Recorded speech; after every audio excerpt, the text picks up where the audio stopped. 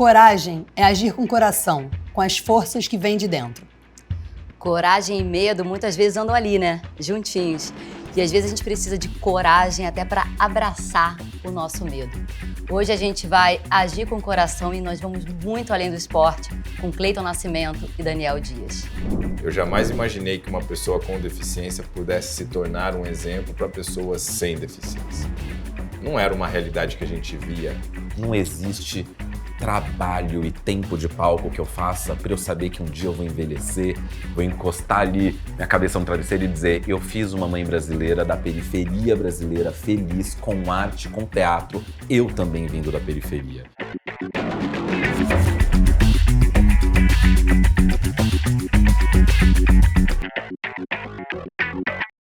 Cleiton Nascimento é ator, é ganhador do Prêmio Shell, a PCA e a PTR de teatro como o melhor ator em 2023, sendo o ator mais jovem a receber esse reconhecimento no Brasil.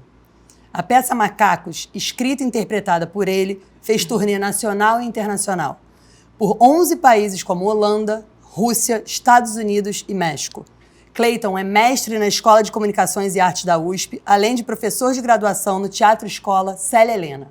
Cleiton, que honra ter você com a gente. Obrigado. Aqui no Muito Além do Esporte. Que chique ver você falando sobre a minha caminhada. É, uma bio extensa dessa com 36 anos só. Prazer imenso. Pô, prazer é meu. Prazer, Carol. Prazer. Hoje a gente tá com bio, ó, só bio pesada, no melhor sentido. Daniel Dias é o maior medalhista brasileiro da história. Como é bom poder falar isso. Vou colar aqui, tá? Porque tem muita medalha, tem muito título. Vamos lá, 27 medalhas em 4 participações paralímpicas, 40 medalhas em 6 mundiais. Nunca saiu, isso é impressionante, nunca saiu de um Parapan sem medalha de ouro. Uau! Desde 2007, tá? Fundou o Instituto Daniel Dias, que incentiva o crescimento do esporte paralímpico brasileiro e educação inclusiva através do esporte.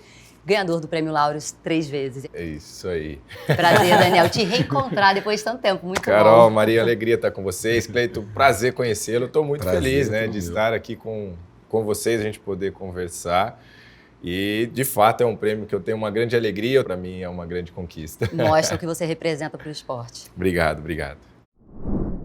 Cleiton, Daniel, viver de esporte e de arte no Brasil é viver com coragem.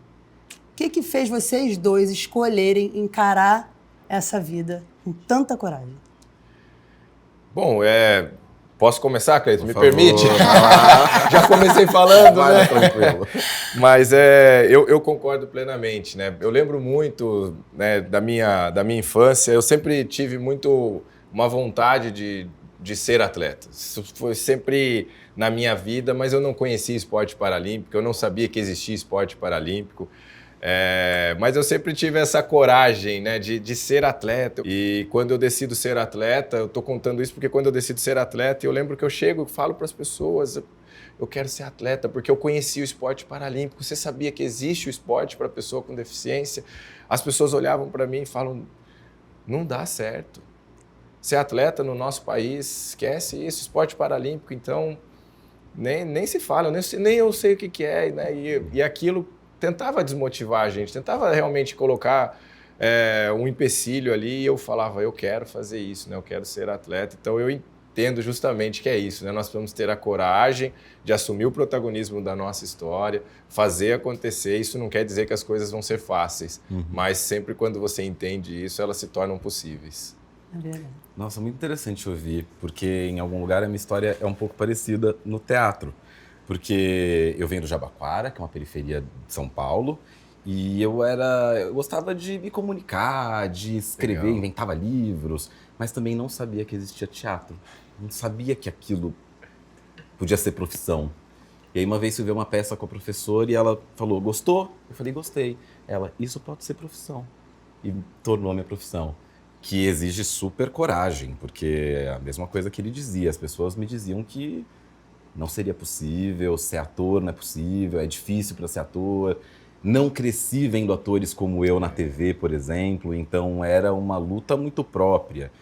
E fico muito feliz, porque eu honro muito a professora que disse que aquilo podia ser profissão. Eu fui lá, fiz minha peça e, como você disse, fui ser protagonista da minha própria caminhada. Que legal, né? Você Legal. fala, Daniel, que o medo foi seu primeiro adversário, né? Sim. Você teve que já de cara chegar e falar assim, deixa eu abraçar esse medo, porque é meu adversário, mas vai ter que ser meu amigo em algum momento? Eu acho que você trouxe muito bem, Carol. Nós sentimos medo por muitas vezes na nossa vida, né? E com toda certeza o desconhecido ele traz isso, né? Porque era desconhecido para mim esporte paralímpico. Eu conheci o esporte principalmente em 2004. Eu tenho que falar sempre dele que ele sabe disso, Clodoaldo Silva. Um grande beijo, meu amigo, para você. Saudade, e eu falo muito para ele, sabe, Carol Maria? Você é culpado. Aí ele assusta, você fala, não, mas é uma boa culpa. Foi por causa de você, Clodoaldo, né, que eu pude conhecer o esporte paralímpico, grandes conquistas que ele teve em Atenas. E eu sempre falo desse medo porque eu já tinha 16 anos. Eu não era tão jovem pensando em alto rendimento, né? E quando eu decido ser nadador, porque eu vi o Clodoaldo, o mais incrível de tudo, Carol e Maria, que eu não sabia nadar e não tinha nem piscina na cidade que eu morava. Nossa, e você decide ser nadador, né? E aí, eu imagino e naquele momento eu chego para os meus pais e falo isso, né? E eu também tinha uma certa insegurança, um certo medo ali de... porque eu estava numa idade já pensando o que eu ia estudar, o que eu ia fazer, e isso não quer dizer que eu não estudei, né, gente? Mas eu precisei focar na natação, e depois é claro que eu também estudei junto, mas eu estava nessa fase importante de uma vida de qualquer pessoa, né? Que é qual vai ser meu futuro, o que eu vou fazer, quais são os meus sonhos. E naquele momento surge esse sonho de ser atleta paralímpico, e me dedicar àquilo. Então, sim, eu tive que aprender a lidar com aquele medo, mas entendi que ele podia ser um grande aliado no sentido de me dar coragem também. Porque é como a fé. Nós acreditamos e confiamos mesmo não vendo, né? Então, eu não imaginava que eu iria conquistar tudo que eu conquistei, sendo bem sincero, né? Também. Porque foram grandes conquistas, grandes realizações, mas eu imaginava que eu podia fazer a diferença. Minha mãe fala muito isso, né? Que eu falava que o meu sonho era fazer a diferença. Eu não sabia o que, mas era fazer a diferença. E eu acredito que eu realizei esse sonho e busco ainda isso. Tá fazendo né? ainda, né? Fazendo muito bem. Você trouxe a sua mãe e seu pai algumas vezes, quando você contou para eles, e o Cleiton também. Já vi palestra, na peça você fala muito do seu pai também. E eu sinto que a minha mãe foi uma grande estruturadora, assim, da minha forma de encarar a vida. Nos momentos que eu tive mais medo, e que eu ainda tenho toda hora, eu me lembro muito dela, apesar dela não estar mais aqui, e encontro uma coragem interna em mim. O quanto, né, os pais de vocês foram assim, essenciais nessa estrutura que vocês têm para encarar a vida com tanta coragem. Olha, eu tive pais que foram muito meus parceiros, muitos meus amigos. Talvez eu me emocione, quando fala de pai é uma coisa que mexe comigo, porque eu tive realmente muita... Eu não sei se é sorte, mas eu tive muita sorte, também tive um apoio maravilhoso dos pais, que foram quem sentiram que eu podia ser enquanto gente no mundo e falaram, vamos ao teatro, acho que esse menino vai gostar de teatro, vamos fazer aula, vamos ensinar como é que pega o ônibus. Vamos dizer para ele que tá tudo bem ser uma escola... Nos anos 90, quem fazia teatro não era gente da periferia. Tá tudo bem ele ir e voltar de ônibus. Está tudo bem ele levar a marmitinha para comer enquanto todos comem na lanchonete. Está tudo bem ele não saber quem é o Shakespeare porque ele vai estudar. Está tudo bem ele não conseguir comprar o livro. A gente vai descobrir como faz uma Xerox. Eu tive pais maravilhosos. E na pandemia foi quando eu perdi minha mãe. E não à toa, logo na sequência, Macacos estreia. E é o que é. Então, eu tenho muito respeito pelos meus pais, porque eu acho que eles me deixaram fortes para o mundo. E não fortes no mundo, me deixaram fortes para o mundo. Então... E que é a melhor coisa que você pode fazer por um filho mesmo, né? Porque acho que a gente não vai estar lá o tempo todo. Eu tenho um filho, Carol também. E preparar para a vida, esse é o maior presente mesmo. E me sentindo realizado, me sentindo pleno em mim. E então eu tenho muita vontade de ser pai, inclusive. Eu quero ter 6 filhos. Assim, porque eu quero devolver. Não é? Isso! Eu quero devolver o amor que eu recebi de pai e mãe. Eu tive excelentes pais, eu quero passar isso pra frente. Que lindo. Você estava falando muita coisa em comum, tá? Desculpa entrar aqui agora, né? Mas Por favor. Tava falando, né, dos pais de criar para o mundo, né? E minha mãe sempre dizia essa frase para mim, né? Não vou estar com você para sempre. E eu sempre falo que eu imagino o desafio, porque quando eu nasci, minha mãe tinha 17 anos, né? Eu até falo assim, ela era uma adolescente, gente, é muito jovem, ter um filho com deficiência não é algo que você espera que aconteça na vida. A gente tem que ser muito sincero, eu falo, a gente sempre sonha com algo ideal, nós sempre sonhamos com algo perfeito aqui, entre aspas mesmo, né? E filho é assim, né? Você sonha e não imagina que vai ter um filho com deficiência, mas acontece na vida de algumas famílias. E minha mãe fala muito isso, né? Que quando ela recebe essa notícia, a notícia mais difícil da vida dela, muita coisa muda do que sonhava, mas ela sempre fala, eu vou preparar ele para o mundo, porque o mundo pode não estar preparado para as pessoas com deficiência. A gente sabe que existe o preconceito, né? Ainda existe, nós estamos batalhando para que isso um dia... Eu sou um cara sonhador e eu espero que um dia meus filhos talvez vejam algo que a gente está construindo hoje, né? De respeito mesmo. E ela foi fazendo pequenas ações, eu lembro, no meu dia a dia, que fizeram uma grande diferença, né? Eu sempre cito muito uma história que foi quando ela decidiu me ensinar a amarrar o cadarço do meu tênis. Porque eu já estava indo para a escola e aí eu tinha que ficar pedindo ajuda e aí ela falou, não, você tem que se virar, você vai ter que fazer. E ela disse que foi um dos momentos muito desafiadores para ela. Ela disse que ela sai do quarto e vai chorar, né? Porque era mais fácil como mãe fazer. E eu lembro que eu fiquei por mais de 1 hora tentando. E eu falo, não foi fácil, mas eu consegui. Porque eu entendo, é mais fácil a gente fazer, às vezes, algumas coisas pelo amor que nós sentimos pelo filho, né? E dá menos trabalho fazer, às vezes. E dá menos trabalho, né? Então, foram coisas que ela foi ensinando e que hoje, como pai, eu acho sensacional porque meus filhos acham incrível eu fazer. Claro. Então, exemplo, eu lavo a louça em casa, eu amarro o cadarço do meu tênis, eu arrumo a cama e ensino eles. E aí, às vezes, eles falam, mas papai, o senhor não vai fazer. Eu falo, eu faço. E aí eu mostro para eles como que faz e eles acham, uau, né? Eles poderem ver a autonomia, ver a autonomia, né? Então, eu sou muito grato também aos meus pais porque realmente me ensinaram para a vida, me educaram e mostraram que a gente tem que acreditar no nosso potencial, né? Tem autonomia e tem uma característica de vocês dois, persistência. Sim. Essa é uma palavra que aparece muitas vezes na peça, né? Sim. E que tem uma relação que legal. com seus pais. Sim. E na tua história não tem como ter um ciclo olímpico tão longo e tão vitorioso se você não persistir muito. Esse é um valor que vocês trazem de casa, Matias, que vocês também foram fortalecendo ao longo da jornada de vocês? Eu acredito que sim, né? Sem dúvida, a persistência... Eu sempre fui uma criança muito ativa e eu gostava de participar, mesmo quando as pessoas falavam que não, e eu quero participar. E quando eu vi, eu estava fazendo. Eu não via uma dificuldade naquilo, eu falava, eu tenho que encontrar uma solução para isso aqui. E eu falo do cadarço do tênis ou qualquer outra história. E aí eu lembro que eu levei 10 anos para aprender a andar de bicicleta. Não foi assim de um dia para o outro, porque daí eu tentei de várias maneiras, gente. Entenda que eu tentei andar sem a prótese, eu tentei andar com a prótese, eu tentei pedalar sem a prótese, eu tentei de todo jeito e meus pais me ajudando ali. Não, vamos pensar num jeito de colocar o freio para cá, fazer desse jeito. E eu morava numa cidade que só tinha morro, gente. Não tinha nenhuma reta para andar também, que não ajudava muita coisa. Aí é ruim aprender a andar de bicicleta e aprender a dirigir. Poxa, de repente, aí não dá, medalhas na ladeira. As medalhas olímpicas na piscina vieram de tanta Vieram de pedra, tanta isso. E aí eu... tanta ladeira.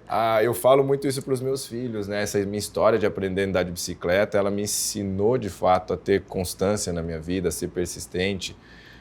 Porque eu começava a olhar meus colegas andando e eles andavam e eu não conseguia ainda e eu falei, não, preciso fazer, eu preciso conseguir.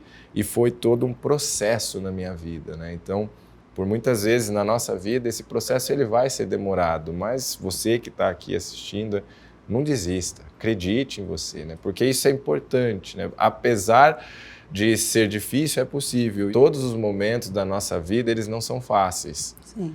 Mas eles podem ser extraordinários, porque nós podemos aprender com ele, né? Então eu fui aprendendo isso e a bicicleta ela me ensinou muito a persistência, viu, Carol? E Cleiton, você tem uma frase que é muito marcante na sua peça, que você repete, que é essa referência ao seu pai como persevere, meu filho, persevere. Meu filho, né? Você vai lá e persevera. Maravilhoso. Que eu pensei, bom, então quero ser ator.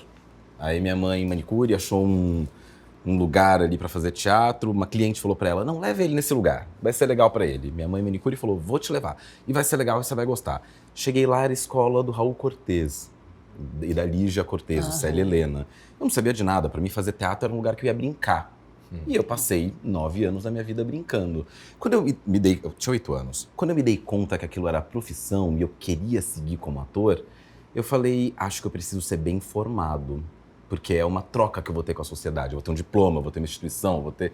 Onde você quer estudar? Na USP. Meu pai falou, filho, você vai lá e você persevera. Eu tentei passar na USP 8 vezes. Eu fiz mais o tempo de tentativa do que o tempo de vestibular. E as pessoas me diziam uma coisa que você trouxe aqui, também que é, não é pra você, talvez você não consiga. E aí, vou aproveitar o que você fez e dizer assim, pra quem estiver assistindo a gente, estude, vá pra universidade pública, é sim lugar para você. Isso. A educação é lugar para todo mundo. E eu fui muito levado a acreditar que não era para mim e passei na Universidade de São Paulo. Lá me ensinam a interpretar, me ensinam a escrever bacana e aí eu monto macacos. Então, eu olho para trás e eu me pergunto, Cleiton, você tentaria quase 10 anos entrar numa graduação de 4 de novo? Não tentaria porque já fiz. Mas valeu a pena. Eu olho para trás e eu gosto da minha história e eu gosto de ter aprendido o valor de ter persistido. Sim. Porque foi antes das leis de cotas, que são fundamentais para a molecada periférica e do Brasil inteiro, também não periférica, estudar. Mas me deixou forte para o mundo. Às vezes cair, muitas vezes, da bicicleta, sim, vai te levar a ser um dos maiores medalhistas do país. Às vezes não passar demais no mesmo vestibular vai te fazer criar resistência para fazer um monólogo, sim, de 3 horas. Nossa, então, que sorte a nossa, né? Eu acho que... Acho não, tenho certeza, eu sou grato da minha caminhada e sou muito grato de ter no meu bolso o valor da perseverança. Sim.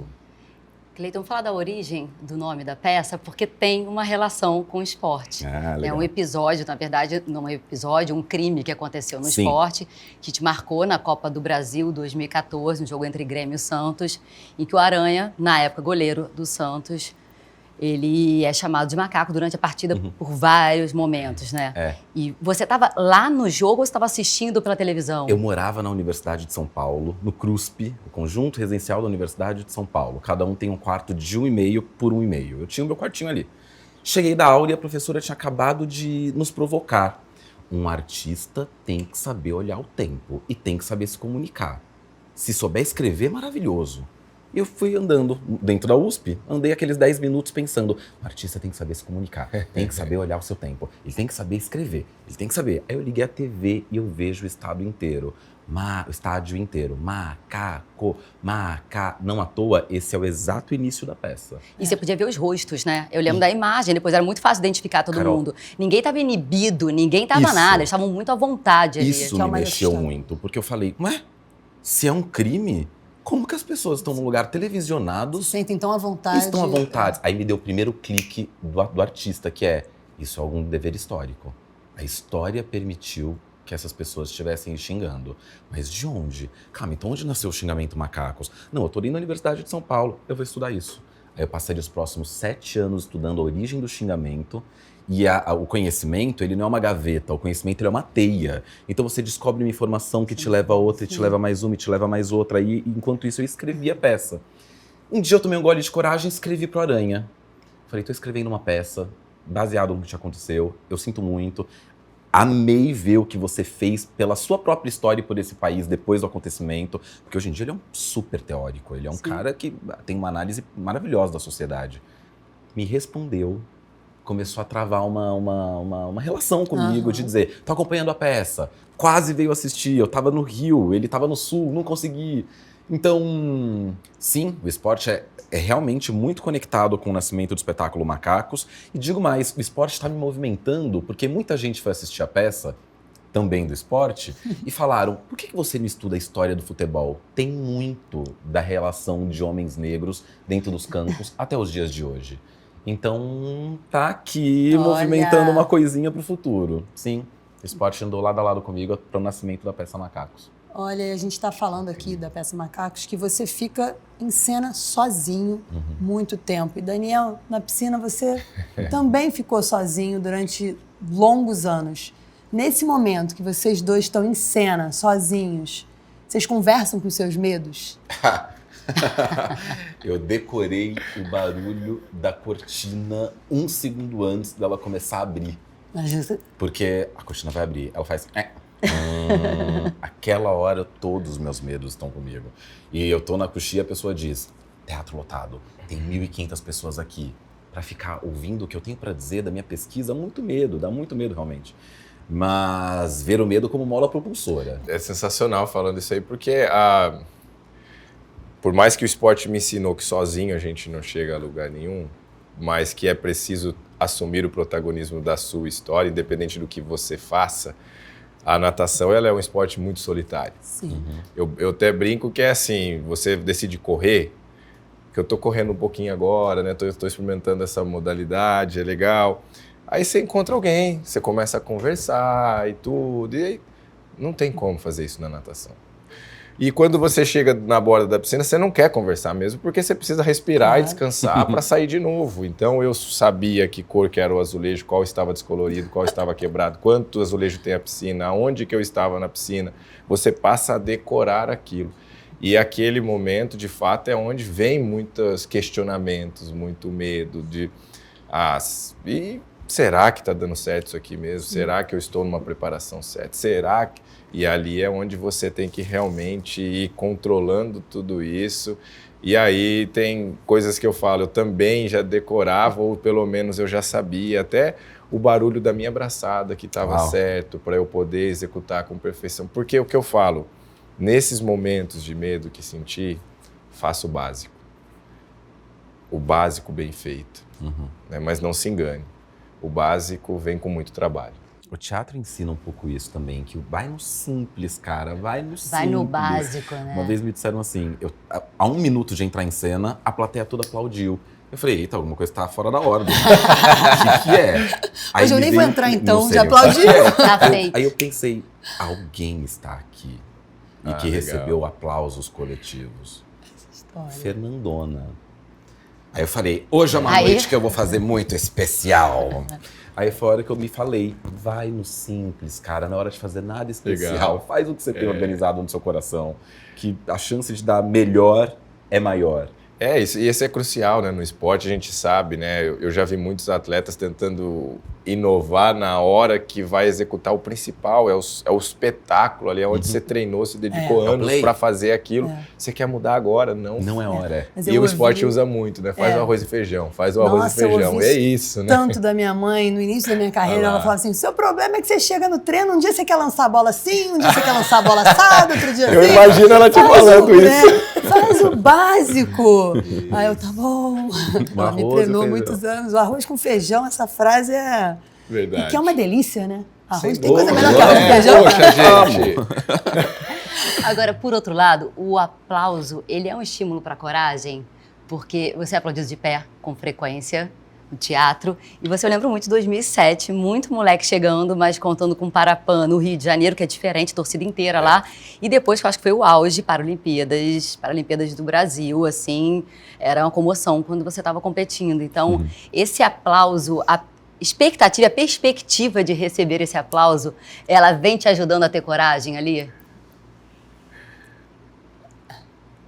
Os primeiros minutos de peça, você pensa, será que hoje à noite são pessoas que vieram do trabalho e estão cansadas para 3 horas de peça? Será que não, elas estão super empolgadas para ver o que vem aí hoje? Quem são elas? Aqueles 30 primeiros minutos são de tatear a energia coletiva. E quando eles acham alguma coisa muito tocante, muito engraçada, eles riem e batem palma. Pra mim porque eles dizem, não, tô com você, eu tô aqui com você, vamos lá. Tamo aqui. Conta o que você precisa dizer. Então é importante, eu acho que abraça. Eu vivi 2 experiências no Rio de Janeiro. 2007, meu primeiro Jogos Pan-Americanos. E ali eu, além de ser o primeiro, a primeira grande competição que meus pais, a gente falou dos pais, que meus pais puderam assistir, acompanhar, e foi incrível, foi espetacular. Teve uma certa torcida já, a gente não estava acostumado, né? Eu tinha já competido o meu primeiro campeonato mundial em 2006, mas aí vem, a gente nada ali no Maria Lenk, a gente compete, foi incrível. Vou passa os anos, vou na Paralimpíada 2008, mais Mundial, mais Parapan, Londres 2012, vem Mundial, vem Parapan, mas aí vem 2016. E 2016, desde 2009 eu sonho com 2016, que é quando o Brasil ganha para sediar os Jogos. E aí eu compartilhar algo rápido aqui. 2009, quando a gente ganha, eu lembro muito dessa cena, eu estava lá em Copenhague, quando o Brasil ganhou, a gente foi com uma delegação de atletas e tudo, e quando o Brasil ganha, a gente falou do Pelé aqui, né? Quando o Brasil ganha e todo mundo eufórico, se abraçando, e gente, é sério, eu tô contando isso aqui porque foi incrível para mim, que primeiro, vou poder competir uma Paralimpíada em casa, vou me dedicar para isso. E de repente, todo mundo se abraçando e o mundo parou naquele momento para mim, porque quem estava ao meu lado era o Pelé. Uau. Não tinha ninguém pro Pelé abraçar, tava eu ali, eu falei, Pelé, agora, Pelé, me abraça. Vem. E o primeiro abraço que eu pude foi no Pelé, que, poxa, pra mim, isso. assim, foi sensacional, né? E aí vem a Paralimpíada de 2016. Eu lembro a primeira prova que eu entro, 200 metros livre. Eu já estava acostumado com torcida, mas quando eu entro para nadar essa prova, a final, eu sinceramente dei uma parada, porque a torcida veio abaixo, de fato, aplaudindo, gritando o meu nome. Meu olho enche de lágrima, nem nos meus melhores sonhos eu achei que ia viver aquilo. Conquisto a medalha de ouro, começo com medalha de ouro. Vamos cantar o hino brasileiro. Aí eu não aguentei, eu me emociono e arrepio aqui agora, porque eu pude cantar o hino e a gente tinha visto isso em 2014 na Copa. Sim. A torcida toda, com os jogadores abraçados. Eu falei, será que eles vão continuar cantando? E nisso o hino tocando, né? Daí parou a música e a capela continua. E aí eu olho para a arquibancada, tá lá meus filhos, minha família, minha esposa. E aí foram 9 pódios, eu chorei 9 vezes, não segurei mesmo. Eu falei, vou chorar, vou viver. E o aplauso ali, sem dúvida, foi porque eu vi muitas pessoas ali. Ali, para mim, Carol e Maria, a gente quebra a barreira do preconceito num sentido que eu falo que é um legado intangível. Eu vi crianças, eu vi famílias olhando para mim e falaram, você é um exemplo para mim. Eu jamais imaginei que uma pessoa com deficiência pudesse se tornar um exemplo para pessoas sem deficiência. Não era uma realidade que a gente via. Isso, para mim, a gente quebrou a barreira do preconceito, total. A gente deixa um legado intangível, porque essa criança que lá em 2016, hoje já é um homem, uma mulher, enfim, ela já é um adulto. E aí ela justamente carrega isso com ela, e eu tenho certeza que ali a gente começa uma caminhada que até hoje estamos nela, né? Mas que para mim 2016, fala-se tanto de legado, esse é o legado para mim que 2016... É o intangível, né? Aquele é imaterial. Você está falando disso, é muito forte mesmo, porque vocês dois são muita representatividade nas atuações de vocês, né? Na piscina e no palco. Agora, a gente está falando dos medos, você falou ali, eu paralisei, mas você foi lá e conquistou o ouro. Sim. Mas assim, aqueles momentos também, porque ao longo da minha carreira, da minha trajetória, eu também tive os momentos que o medo me paralisou e eu não consegui performar como eu gostaria. Nem sempre a nossa coragem é maior que o nosso medo. Tem um momento que de repente não deu. Tava na Rússia e aí alguém disse assim, bom, vamos entrar em cartaz em 1 hora, as legendas estão aqui, mas a gente não seguiu algumas mudanças que você fez para fazer internacionalmente aqui na Rússia, tudo bem? Aí eu, não tá tudo bem, não é a mesma peça, o que eu vou dizer não tá na legenda. A gente estreia em 1 hora, como é que eu traduzo pro russo? E a plateia chegando, e eu fazendo uma peça antirracista na Rússia. Aí é pânico, né, mesmo? Aí acho que a gente já foi promovido. Foi promovido. Eu lembro que uma hora eu me peguei, quando eu me dei conta, eu tava na boca do palco, molhado, respirando profundamente, pensando, você tem que fazer alguma coisa. E foi a hora que eu disse, a gente não vai fazer hoje. Aí o pessoal, não, é a primeira noite na Rússia, você estreia hoje. A gente tem que fazer. Vai com medo e vai como der e tenha o mínimo de força interna de saber que essa peça é sua, você que criou ela dentro da moradia da universidade. Vai. Então é aquele medo que fiquei travado ali no palco, não consegui trabalhar nada. Mas estreamos bem e ficamos numa boníssima temporada na Rússia, mas que foi um crescente. E é bom dizer isso porque também parece que é sempre sucesso, parece que sempre tá muito bom, parece que não, e às vezes não tá. E a caminhada é essa, a caminhada é está fragilizado. É Isso te abraçar o fortalece. medo, né?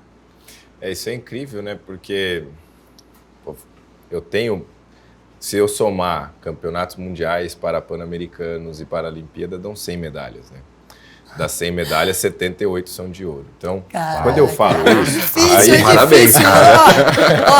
Te dá parabéns. a pergunta ela é ótima. Porque eu falo muito, são 100 medalhas, eu sei, é algo incrível, mas eu não só ganhei. Eu falhei muitas vezes, o resultado não saiu o que eu esperava, não foi o que eu esperava. E eu lembro muito de grandes competições que eu sabia que eu estava pronto, mas de repente, num olhar, eu olhava para o meu adversário e eu achava que ele estava maior que eu. E eu sempre muito competitivo, Sim. eu tive que aprender a lidar, inclusive, com isso na minha vida. Que eu era competitivo até fora da água. Demais. Você nem né? imaginava, sabia? Porque você tem sempre essa imagem associada ao riso.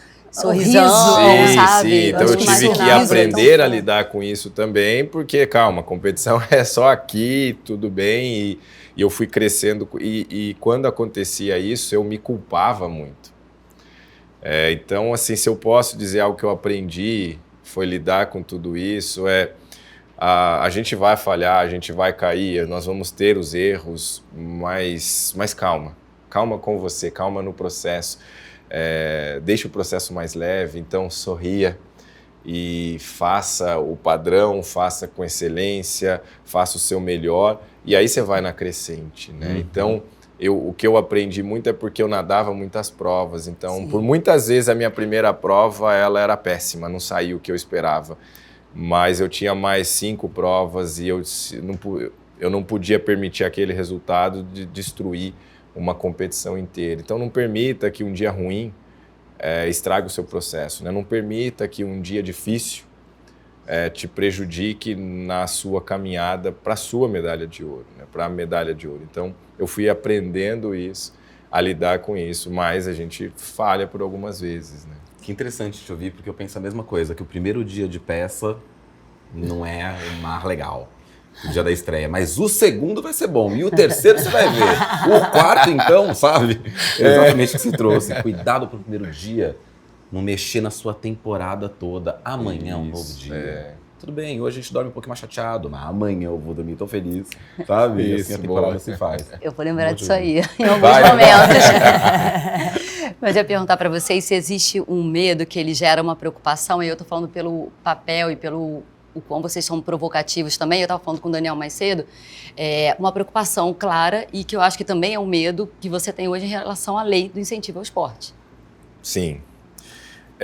Eu acho que é justamente a gente tocar nesse assunto importante, né?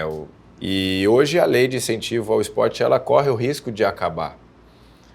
Hoje eu tenho o Instituto Daniel Dias, nós dependemos 100% da lei de incentivo ao esporte, nós estamos impactando hoje a vida de quase 1.000 famílias, são 1.000 crianças e adolescentes sendo atendidas pelo Instituto Daniel Dias. E esse medo agora, a gente estava falando de medo, né? Esse medo de, agora essa lei, ela foi criada, foi uma conquista para o esporte, né? Quem é do esporte sabe disso, essa conquista é semelhante à Lei Rouanet, tá? Então, assim, poxa, para o esporte ela é crucial para acontecer o esporte, porque o esporte de alto rendimento, ele depende dessa base, ele depende de, acredite ou não, tem muita pessoa e muita criança com deficiência em casa esperando uma oportunidade, né? Estima-se hoje, tem um trabalho que o Comitê Paralímpico Internacional está fazendo, Carol Maria, que diz que é We the 50, né? Somos 15. 15% da população mundial tem alguma deficiência. Isso dá mais de 1 bilhão de pessoas. No Brasil, estima-se 22 a 24 milhões de pessoas, e dessas pessoas tem crianças e adolescentes. Eu não estou falando que todo mundo vai ser campeão no esporte, gente, mas eu estou falando que o esporte vai dar uma oportunidade, porque assim como eu contei da dificuldade que a minha mãe teve, do impacto que a minha mãe teve, essas mães também têm esse impacto, essa família também tem esse impacto, e ela talvez não vê uma outra saída para essa criança, porque eu sei que passa na cabeça da mãe, do pai, será que ele vai conseguir fazer? É nesse momento que uma lei de incentivo ao esporte, ela é crucial, ela é importante. A gente não pode deixar isso acabar. Então, deputados, senadores, por favor, nos ajudem nisso, claro, né? Para que a gente possa criar justamente e deixar essa lei protegida. Preste atenção, não estou falando de Paralimpíada, Olimpíada, eu estou falando de vida, né? Sociedade, Sociedade claro. como um todo, de educação. O esporte, ele sabe trabalhar a inclusão. Sim. Eu lembro quando eu fui jogar futebol a primeira vez na minha vida, Carol. E foi incrível porque eu começo a jogar ali e claro que tem aquela visão, será que ele vai conseguir, será que não vai e tudo. E eu lembro que um processo todo eu fiz um gol. E o gol é o ápice do futebol, vamos trazer. E quando eu fiz o gol, todos vieram me abraçar. Como junta, né? Não falaram se tem deficiência, se não tem. E essa, para mim, é uma lembrança que eu trago para a natação, porque é a primeira vez que eu entro na água, eu me sinto completo. É a primeira vez na minha vida que eu me vejo sem deficiência. Tanto é que perguntaram uma vez para mim, como que você faz para nadar? Eu falei, eu nado.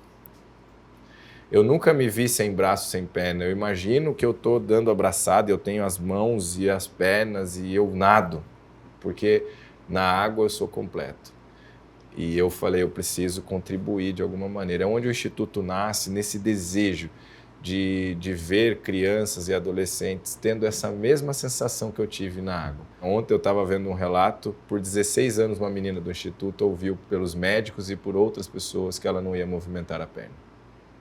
E ontem eu recebi um vídeo dela movimentando a perna na água. Então, não permitam que essa lei acabe, gente. A gente precisa disso. Tem tantas outras crianças esperando essa oportunidade e a gente precisa continuar. Cleiton, pela primeira vez, uma peça reabriu um caso na Justiça Brasileira.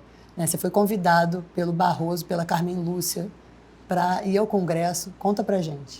Em 2015, 16, enquanto eu escrevi a peça, eu vi no jornal a história da Terezinha Maria de Jesus. Ela é mamãe piauiense, minha família também vem do Piauí, que vai para o Rio de Janeiro tentar a vida. Ela cozinha, limpava a casa das pessoas.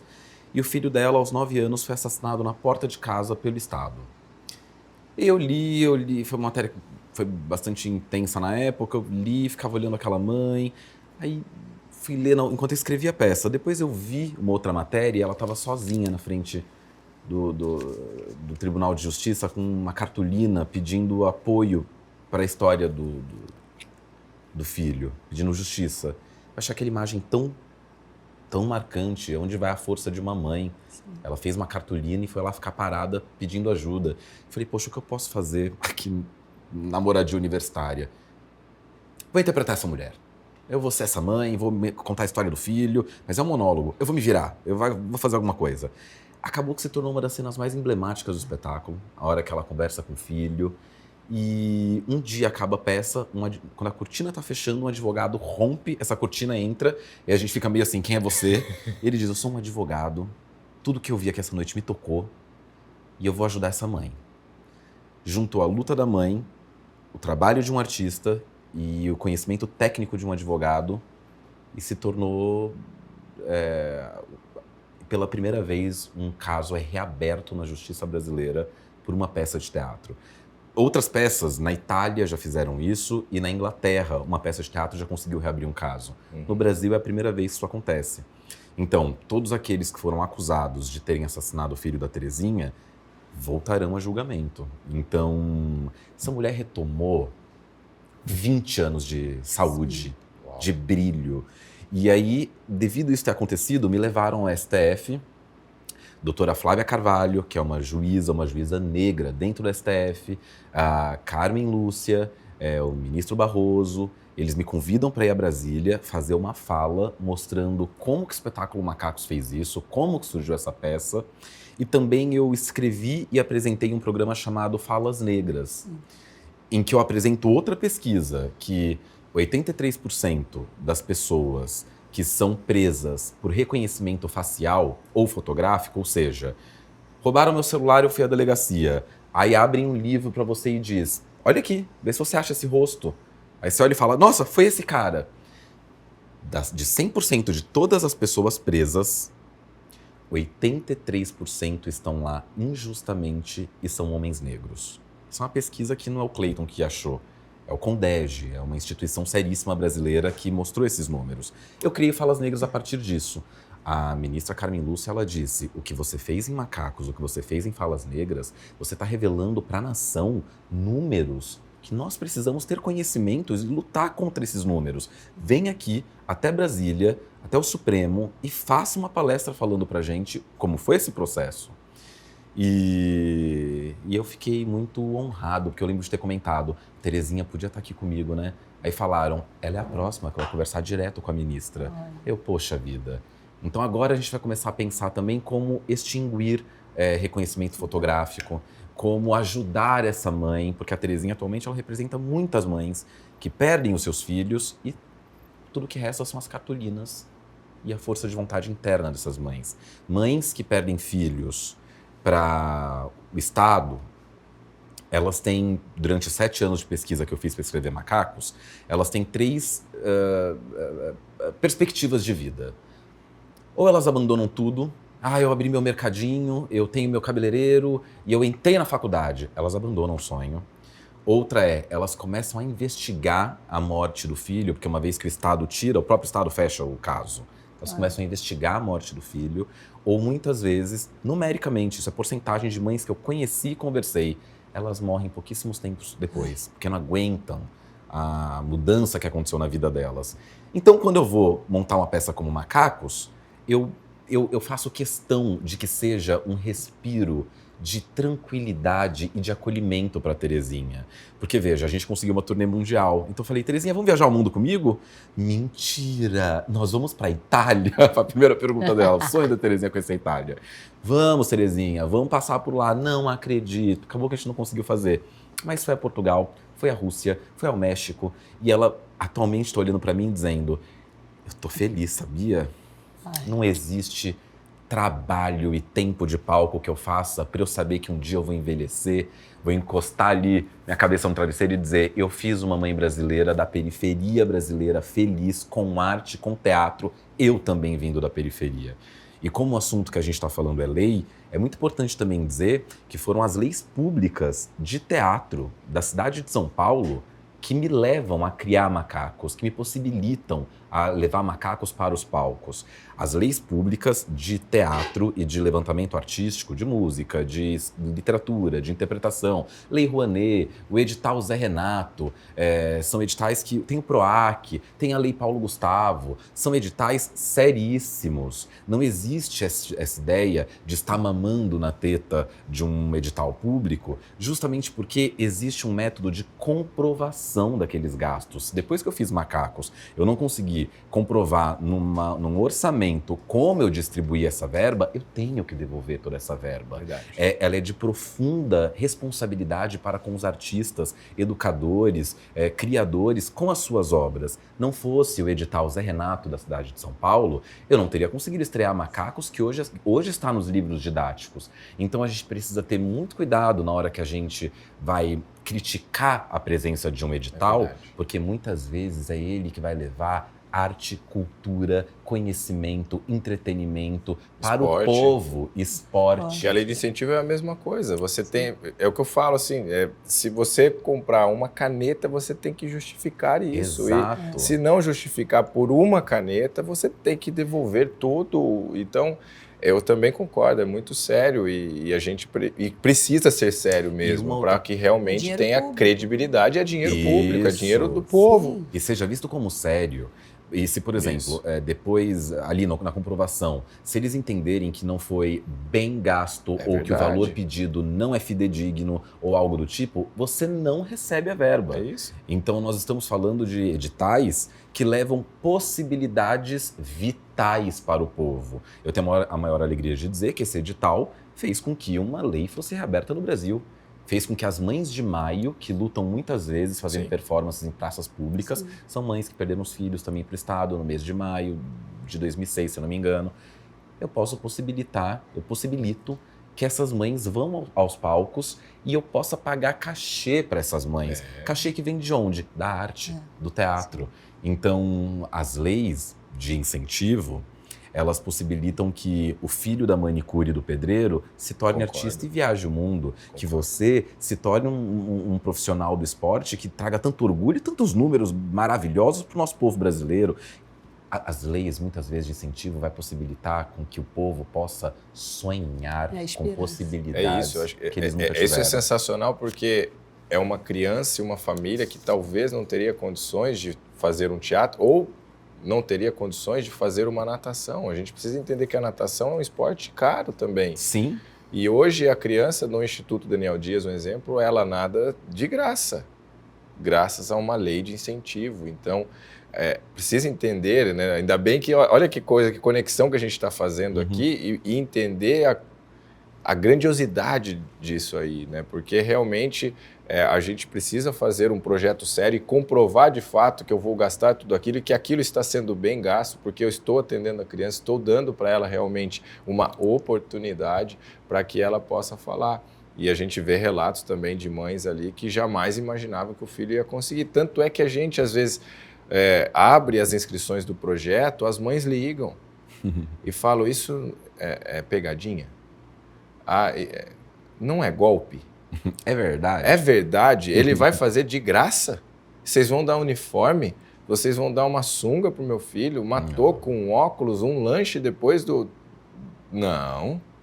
Então, você vê que realmente as questões que a gente pode trazer com tudo isso é uma realização de um sonho, uma oportunidade. Sabe também, Daniel, que eu tenho pensado?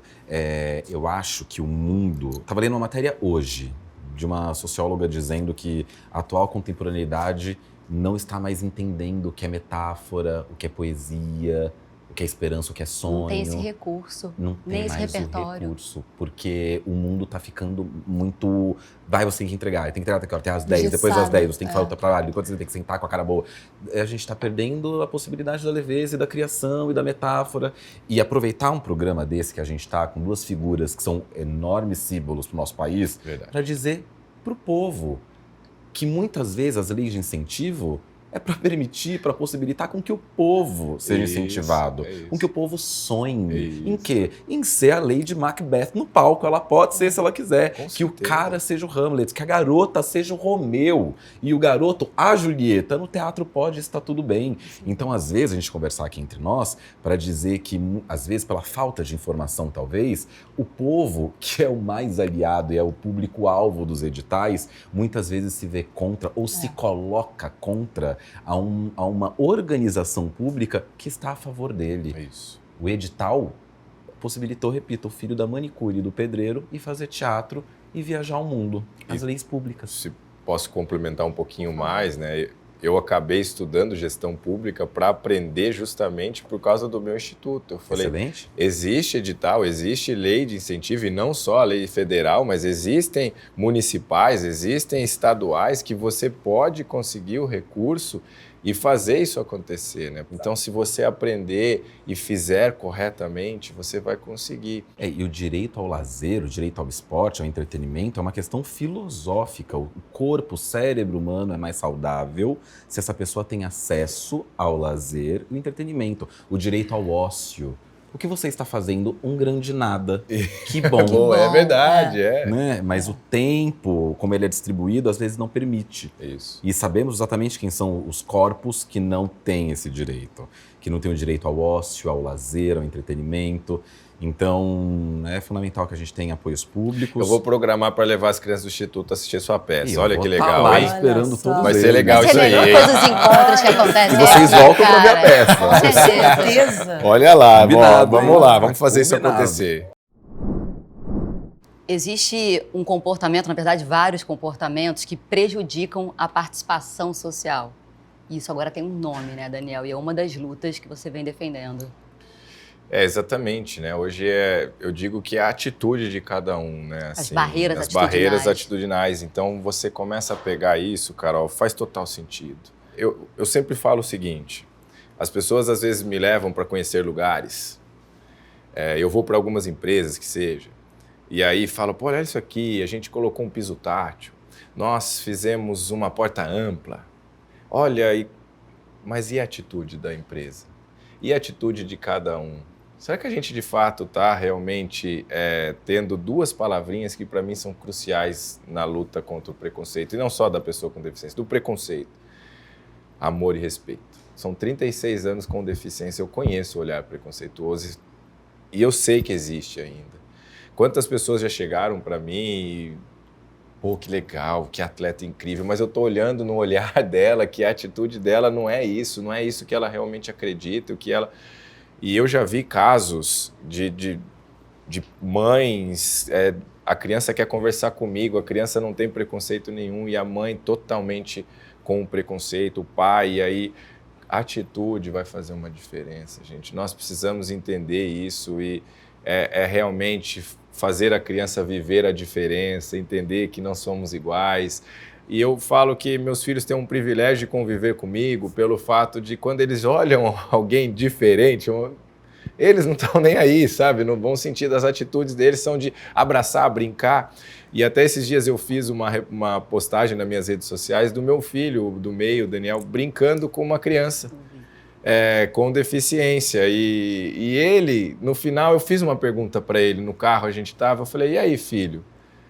Olha, pai, foi incrível, né? Você já viu como que ele corre? E ele tinha uma deficiência na perna, sabe? Eu falei, filho, ele corre bem, né? Ele falou, pai, várias vezes ele correu de mim lá e eu dei trabalho, viu? Eu não quis deixar ele ganhar, não, sabe?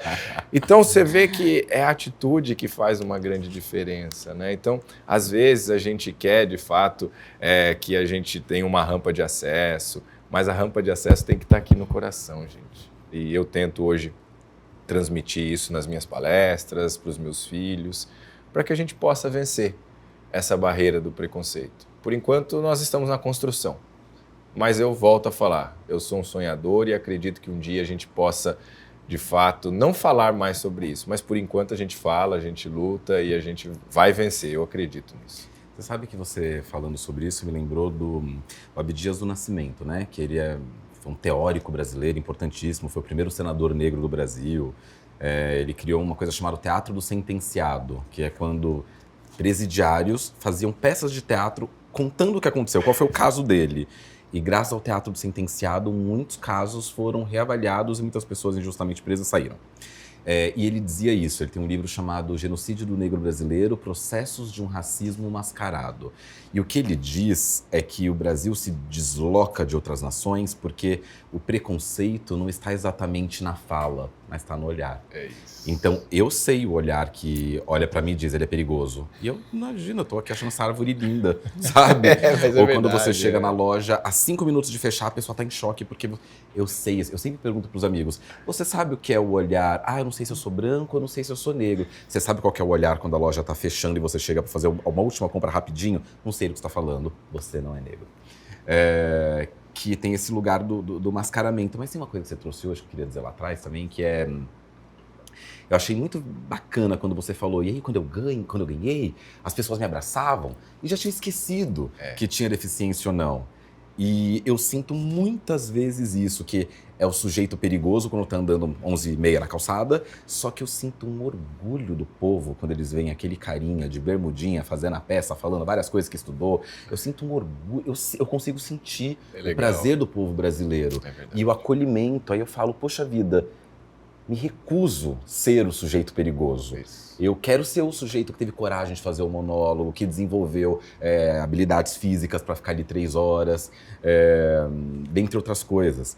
Então, uma coisa que eu acho também especial é que o esporte e a arte, subjetivamente e profundamente, quebra barreira. Quebra preconceito. A pessoa te abraça, tá chorando com você e depois ela se estranha com o eu próprio dela. Sim. Então, avante, meu amigo. Temos a mesma idade. É verdade. Estamos aqui tentando, dando nosso melhor. É o poder transformador mesmo. Não é? Da arte Mexem do com esporte. sentimentos dois. Quando mexe sem com sentimento, dúvida. você provoca de outro jeito. É isso. Isso me leva a pensar o que é o preconceito. Porque se quando mexe no sentimento, a gente abraça, eu digo a gente pensando no povo Claro. da Sim. nação. A gente abraça o Daniel e não tá pensando mais na formação que a sociedade me estruturou. A gente abraça o Cleiton na saída da peça e não tá mais pensando que ele é perigoso ou não. Onde mora o preconceito? Porque essa morada, então, ela é frágil. Sim. Ela é fragílima. E ela pode ser... Tirada da frente. Óbvio. Se o sentimento... Através da educação também. Muito Através bem, de com uma certeza. reconstrução Conhecimento, histórica. conhecimento. Quando você traz a história, quando você traz todas as versões Isso. da história, você está fazendo isso. Quando você é apresentado à Porque o arte. preconceito, ele é construído. Né? Exatamente. Ele não é nato. E é construído. É construído. uma casinha frágil. E é construído por uma elite, né? Isso aí a gente vai... Mas é uma construção, né? E através da educação, você vai tirando essas camadas, você falando, não, vamos lá, isso aqui, mas, o que vocês estão falando? Eu trago um exemplo muito simples, que é onde começa uma construção, talvez, dessa casa frágil, que eu concordo, e por vezes as pessoas não sabem como me cumprimentar. Eu dou a mão para ele, o que eu faço, o que eu não faço, e eu vejo várias vezes a dificuldade da pessoa, e ali pode começar ou nascer algum preconceito. Porque daí ela vai numa construção de que eu não posso, e aí ela vai crescer, vai ter filhos, vai ter uma família e vai transmitir isso aí porque ela não teve um conhecimento ou pelo menos a coragem. Como eu posso te cumprimentar? Então, e como posso te cumprimentar? Você gosta de abraço? Você gosta? Pode me cumprimentar como cumprimenta uma pessoa. É isso que eu sempre falo. Então, pô, não, Daniel, eu gosto de abraçar, então vamos, me dá um abraço. E o Daniel gosta de abraçar. Gosto, é verdade. Daniel abraça todo mundo, ele sai da competição, ele abraça todo mundo, ele abraça a galera. E aí, porque eu acho que é o que você falou, você traz para perto aqui o esporte, o acolhimento, e nós somos iguais em nossas diferenças, gente. Então, tá nada tudo mais aqui. rico, A riqueza, né? Então, exato. A diversidade. Pô, ser diferente é legal, gente. Você precisa entender isso aí, né? A diferença, ela não deveria nos separar. Essa é a realidade. E hoje a gente vê isso, né? Porque, para mim, isso também se cria um padrão muito fraco, né? Do que é perfeito. É uma comparação. E o que é perfeito? Eu não sei responder. Quando eu conheço alguém diferente de mim, me traz uma outra visão, meu mundo se amplia. É lógico. Daniel, você falou uma coisa muito importante, assim, sobre naturalizar isso tudo. E a Lei Brasileira de Inclusão da Pessoa com Deficiência Física, ela é muito recente. Ela foi criada em 2015. É recente, né? 2015. Realmente, se for pensar, e ela diz, né, ela garante direitos como a acessibilidade em espaços públicos, assegura oportunidades de emprego, promove a educação inclusiva, prevê punições para práticas discriminatórias, mas ainda falta muito para a gente chegar ao cenário ideal. Quais são as mudanças que você eu diria vê? que é a caminhada. Sim. Mas que bom que foi criado e, de fato, é recente. Por mais que fale, nossa, 2015, gente, é recente, tá? Uma lei dessa, ela é novinha. Então, assim, eu acho que estão aprendendo com ela, construindo, mas que bom que foi feito. Pelo menos hoje a gente já começa a ter um ganho no mercado de trabalho, a gente começa a ter um ganho na educação. Você pode ver que hoje crianças autistas estão estudando, tem o auxílio de uma professora só para ela. Isso é uma grande conquista, um grande avanço. Está no ideal, Daniel? Não está no ideal. A gente tem muito a caminhar, estamos construindo isso juntos, mas eu digo que nós temos muito a evoluir. E eu sempre falo assim, gente, nós, pessoas com deficiência, nós pessoas temos capacidade. Você tem que estudar, tem que se preparar. E eu estudei muito, além da gestão pública, eu fiz 3 pós, eu fiz uma pós em gestão esportiva, eu fiz pós em marketing, eu me formei em marketing, porque eu sempre falei, eu não vou ser atleta a minha vida toda, eu quero trabalhar, eu quero executar alguma coisa, eu quero liderar alguma coisa, e eu sempre gostei muito de estar numa liderança de algo também, mas hoje é um grande desafio que tem para a pessoa com deficiência, né? Então, a gente tem muito nessa caminhada, tem muito a conquistar. E acredito que é falando que a gente vai conseguindo, mas principalmente na ação, atitude, fazendo acontecer. A gente está num momento que se fala muito sobre a importância da diversidade. Aí começa a virar um termo que não toca nada, não é palpável, a diversidade. Isso. Porque não adianta ter a sua presença no espaço e garantirmos a diversidade. Não adianta ter a minha presença e garantirmos a diversidade. Eu tenho uma amiga que fez uma analogia que eu adoro. É como se fosse uma festa. Não adianta me convidar para a festa. Eu também quero tomar um gole do champanhe. Eu também quero escolher a música. Eu também gostaria de experimentar essa torta maravilhosa. É importante que a pessoa também tenha importância na dinâmica daquele espaço. Aí assim a gente garante diversidade, não somente tendo um grande elefante branco parado na sala. Isso não garante diversidade, isso garante mais um número na sala. Dentro de algumas funções que eu faço da vida, eu também sou preparador de elenco, né? Então eu leio a história, recebo o elenco e a gente vai pesquisar o melhor modo de se interpretar aquilo. Um desses trabalhos que eu estava fazendo, um filme, eu li o elenco e falei, meu Deus, uma diva brasileira, negra, que assim, eu acredito que estou trabalhando com ela. Ela chegou e ela falou assim, ai que bom, encontrar um rapaz negro também. Tô muito insegura com o meu cabelo. Como você pode me ajudar a interpretar para eu não ficar apoiada nessa minha insegurança? Porque eu sei que você me entende. Cara, É isso. fora que quando eu pensei, olha que importante ela saber que ela encontrou uma outra pessoa preta para ela estar confortável para falar o cabelo dela. E está tudo bem ela estar insegura com o cabelo Sim, dela. Claro, claro. Tá estamos tudo aqui bem. falando de medo e coragem. Exato. E então é esse lugar que a diversidade, ela precisa garantir que há um parceiro do meu lado. Existe uma pessoa que entende um pouco do meu infinito particular. O todo é impossível, mas um pouquinho ela entende. Ela sabe o que eu quero dizer quando eu falo de cabelo. Ela sabe o que eu quero dizer quando eu falo... Tem uma maquiagem que possa... Ela sabe exatamente do que eu estou dizendo com... Ah, mas jura que eu vou ter que ficar brava e gritar nessa hora? Não dá pra gente fazer para outro jeito? Ela sabe onde eu quero chegar. Então, acho que diversidade é muito por isso. Não me convida só pra festa. Me deixa me comunicar com o outro, deixa eu escolher a próxima música, deixa a minha parceira, então, sugerir o próximo sabor de pizza. E mesmo porque quando não se tem isso, não se tem sonho. Por que eu quero dizer? Se uma pessoa com deficiência não vê alguém com deficiência ou não se vê nessa pessoa liderando, ela acha impossível chegar lá. Eu sempre trago muito a história do Clodoaldo, porque o Clodoaldo foi uma inspiração para mim, né? E ali eu me vi na possibilidade de fazer aquilo. Uhum. Então, olha a importância de tudo que a gente está falando, de ao mesmo tempo ter inspirações, né? Uhum. Ter representatividade mesmo. sobre gente. ocupar espaços ocupar mesmo, espaço. ocupar espaços com poder Isso de acontece decisão. com mulher. Com... Eu acho que quais espaços, né, estão sendo Isso. ocupados, Ah, porque isso. Não, de é liderança, um processo de decisão. construção. E as De pessoas construção. hoje falam tanto de diversidade, como se fosse uma imagem só. Então, Isso. assim, eu tô aqui falando de diversidade, então quer dizer que eu entendo Penso que a diversidade isso, ela é é. importante. Só que, dependendo da movimentação que você fizer, estrutural, essa diversidade ela não é real. Concordo. Isso. Ela é só uma imagem e isso você está fazendo em benefício próprio. Então você está só reforçando um discurso de poder de muitos anos. Então você está, na verdade, em vez de colaborar para a diversidade, você está lutando contra. Isso. Né? Então esse processo de construção, ele leva muito tempo e a gente tem que admitir que ele leva muito tempo, Exato. porque ele passa por algo que você está fazendo, já fez, mas que está fazendo agora indo além, indo muito além, que é pela educação. Isso. E eu estou falando do teu livro, porque Verdade. é contar histórias que muitas crianças crescem desconhecendo. Isso. Eu trouxe ele para vocês. Ah, É meu olha presente. que coisa linda aqui. É o livro Macacos. Olha.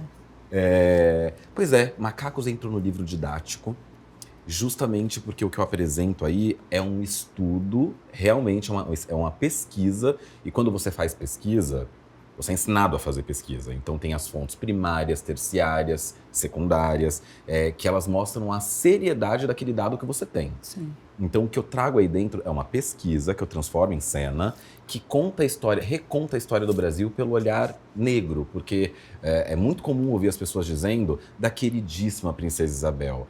A Princesa Isabel, ela assinou a Lei Áurea por uma pressão europeia de que o Brasil estava mentindo sobre o fim do tráfico negreiro. Ameaçado pela Inglaterra, ameaçado pela França, o Brasil percebe que vai ser bombardeado, não tendo poder bélico, o Brasil diz, tem que acabar hoje a escravidão. Dom Pedro, o pai da Princesa Isabel, que estava fora do Brasil, ele diz para a filha, qualquer coisa que acontecer, assine e acabe com a escravidão. Nós não temos poder bélico contra a Europa. E ela assina e assim acaba a escravidão. Próprio bem. Pelo próprio bem, pelo próprio desejo, pelo próprio regozijo e pelo medo de perder poder no Brasil. Então é importante a gente contar a história tal qual ela é. Se uma Sem Princesa dúvida. Isabel vira salvadora, se uma família real foi incrível pra gente. Pra gente ter uma noção, eles instituíram uma coisa chamada o bom, o belo e o verdadeiro. Que é quando a corte chega aqui e eles falam, que movimento estranho é esse dos negros na praça? A capoeira. Que movimento estranho é esse que eles fazem noturno ao redor da fogueira? As religiões de matrizes africanas. Não gostamos desses movimentos. Queima tudo, porque nós vamos decidir o que é o belo, o que é o bom e o que é verdadeiro. O que é o belo, bom e verdadeiro? É comer tal qual os franceses, não com a mão. Tal qual os africanos. É dançar o balé, mas não essas danças de roda que se dançam nos terreiros do Brasil afora. É importante a gente dizer isso, para a gente poder ter orgulho da nossa própria formação de povo. Um dia eu tô em casa, de repente o celular explode, com uma tremedeira maluca, celular quente. Eu falei, o que aconteceu? E era o presidente indicando o livro numa conferência nacional, dizendo que foi escrito por uma pessoa preta que recontava a história do Brasil e ele indicava isso para todos os jovens. O livro atualmente está nos livros didáticos. De muita coisa que aconteceu na minha vida por causa da peça Macacos, esse é meu maior orgulho. Tem uma criança que está lendo sobre quem foi o dragão do mar, que foi tão importante para enfraquecer a história da colonização no Brasil. Um pescador do Ceará, um jangadeiro, está lendo sobre ele. Então, a educação, ela muda, ela motiva, ela reconta e ela reconstrói.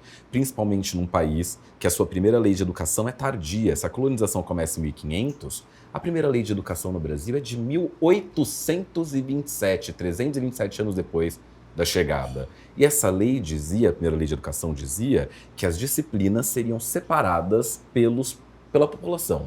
Então, uma pessoa branca da oligarquia, ela pode estudar o que ela quiser. Pessoas do povo não poderiam estudar especificamente medicina, engenharia, direito e administração. Ao povo, a gente dá professorado, a gente dá entregas urbanas, a gente dá construção braçal urbana. Ao povo, a gente dá isso. Cleiton, o que você está contando essa história? Porque de 1827 a 2025, quase, sei lá, 300 anos depois, 200, alguma coisa do tipo, estou conversando aqui, não estou calculando rápido, nós estamos questionando por que a lei de cotas funciona. E a lei de cotas, ela funciona porque a gente está tentando desfazer a primeira lei de educação do país que excluiu o povo, naquela época do Brasil, a maioria negra, de estudar as disciplinas que eles quisessem. Eu escrevi o programa Falas Negras, eu queria muito ouvir uma juíza negra. Eu falei, eu quero uma juíza negra falando no programa. 20 de novembro é importante a gente trazer representatividades. Pois bem, eu encontrei 3 formadas no Brasil desde o início do direito até o dia de hoje. Aí eu consigo justificar por que o país precisa sim de lei de cotas. E eu quero envelhecer tendo perdido a conta de quantas juízas negras agora temos. Eu quero envelhecer vendo médicos, engenheiros, advogados e administradores, as matérias que não podiam ser do povo, quero ver muitos. E quero ter certeza que o que os formou foi a lei. Enfim, eu gosto muito de educação, eu adoro estudar a educação brasileira, e é isso que eu estou trazendo nesse livro. Porque eu acho que um povo que conhece a sua história é um povo mais emancipado, é um povo que está dentro de si, ele cabe dentro dele mesmo, porque ele sabe de onde ele veio, ele sabe como o povo dele se constituiu. E ele também está menos fadado a repetir os erros e injustiças do passado, né? Não há nada mais poderoso do que você saber pensar. Verdade. Mas olha que curioso, quando eu fiz a turnê mundial, na Holanda, eles sabem tudo da colonização holandesa no Brasil. Nós sabemos? Não. Quando eu cheguei nos Estados Unidos, eles tinham alguns conhecimentos sobre algo, mas sabiam que os Estados Unidos haviam sido, e são, e é o país que mais apoiou todas as ditaduras brasileiras. A maior verba que veio dos Estados Unidos. E eles sabiam disso. Nós sabemos disso. A educação, ela é emancipadora. A educação te faz escrever uma peça, a educação te faz criar um filme, a educação te faz criar um instituto. Sim, é verdade. A educação, ela abre enormes asas em você e te propulsiona. Vem cá, para onde a coragem de você está indo agora? Sim, falar de presente e futuro. Poxa. Eu fico muito curiosa se você tem vontade de ir para um comitê internacional e promover mudanças num outro espaço e maiores, sabendo que fácil não deve ser estar lá. A gente nunca pode dizer que não vai fazer algo que não vou estar lá. Eu quero contribuir com o movimento paralímpico, eu quero contribuir com o esporte paralímpico. Hoje estou fazendo isso e ajudando na fomentação do movimento paralímpico, na base, vamos dizer, nessa criança, ensinando essa criança a nadar, ensinando essa criança a natação, o esporte. A gente quer expandir em outros esportes, como o Instituto Daniel Dias, não queremos ficar só na natação. Mas eu sonho que um dia eu possa estar, talvez, em algum lugar, seja Comitê Paralímpico Internacional, Comitê Paralímpico Brasileiro, se eu entender que eu vou contribuir, vou auxiliar e vou ajudar, e se também vão permitir que eu faça isso. Eu quero estar em um lugar que eu entenda que eu vou contribuir, porque o que me move não são medalhas e conquistas, é propósito. Então, o que nos move aqui, de tudo que eu estou vendo da nossa conversa aqui, é propósito. Sim. Não é um Macacos, mas é um propósito que se cria através disso aqui, através de tantos outros projetos que eu creio que você já está aí, essa cabeça não para, pelo jeito, né? Mas que é isso, é o que nos move, né? Então, eu entendo que se um dia tiver uma oportunidade e eu entender que eu vou contribuir, ou pelo menos vou devolver um pouco do que o esporte me possibilitou alcançar, eu quero sim estar lá. E Cleiton, você, além da peça Macacos, você fez comédia, filme. Conta pra gente, aonde a sua coragem está levando você agora? Poxa, esse ano a minha coragem, com a de muitas outras pessoas, sobretudo a coragem da diretora Letícia Pires, me chamou para ser um pai de família num filme agora muito lindo, delicado, que vai estrear nos cinemas. Vini Júnior entrou para a equipe, Olha só. grande alegria. Tô feliz, assim, é um personagem que me desafia, que me leva para um outro lugar. Quero fazer uma segunda edição de Macacos com novas cenas e novos conhecimentos. Macacos está indo pro ano 10. Uau. Então é hora de trabalhar o fechamento desse ciclo. Macacos tem uma novidade maravilhosa, mas ainda não é hora. Mas vem aí. A peça? Estaremos lá para ver o livro, a segunda edição. Macacos vai virar filme. Ah! A gente vai fazer um filme para poder chegar em lugares onde talvez uma peça de teatro, esse corpinho que vos fala, não consiga chegar, mas o audiovisual ele chega. Então, a gente está trabalhando nisso. Também estou criando novas peças e me apaixonei por ter escrito produtos audiovisuais, que foi o que eu fiz para a TV. Quero começar a fazer mais disso, a criar imaginários que conversem com todas as Donas Marias e todas as outras do Brasil, assim. Tô empolgado. Coisa boa. Tem uma comédia boa vindo do Piauí também. Fui lá no Piauí gravar um filme. Tem coisa boa vindo aí, assim. Tô pensando em abrir uma escola. Acho que eu quero devolver para a sociedade a chance que eu tive de estudar. Quero devolver. Uma escola de teatro com uma grade bacana. Teremos em breve a sede do Instituto Daniel Dias, a tão sonhada sede. Ei. Quem sabe? Ai, A escola está, né, junto com... Quem sabe? Poxa, aí ó, gente, você já... Tem uma coisa linda hoje sobre o sonho, né, amigo? E eu fiquei pensando, Macacos vai pro ano 10. Há 10 anos, quando eu falei, quero fazer um monólogo, as pessoas diziam, um monólogo? Quero fazer um monólogo. Hoje em dia, o que eu vejo de atores fazendo monólogos e atores negros só de bermudinha, sem camisa, fazendo a história deles, acho isso lindo. A gente pode perder a possibilidade de sonhar. Exato. Acho que eu te interrompi, desculpa, Maria. Não, pô, por favor, continue interrompendo. Olha, que prazer ter vocês aqui, que honra, um episódio do Muito Além do Esporte, como você falou, muito além de tudo. Realmente vocês são inspiradores, duas pessoas corajosas demais. Obrigado. Que delícia. Obrigada por compartilharem um pouco da coragem de vocês. Vou pegar uma frase da grande dama Fernanda, que ela te falou ao vivo, mas vou só lembrar aqui, que bom que você é brasileiro, por favor, faça teatro até ficar velhinho. Daniel, que bom que você é brasileiro, obrigada por toda a história que você fez no esporte, porque você foi muito, mas muito além. Que sorte a nossa, obrigada. Obrigado. Posso abraçar? Porque eu sei que você gosta. Tô com saudade de você, do Daniel. Eu te levo com esse dia, com certeza. Nossa. Poxa.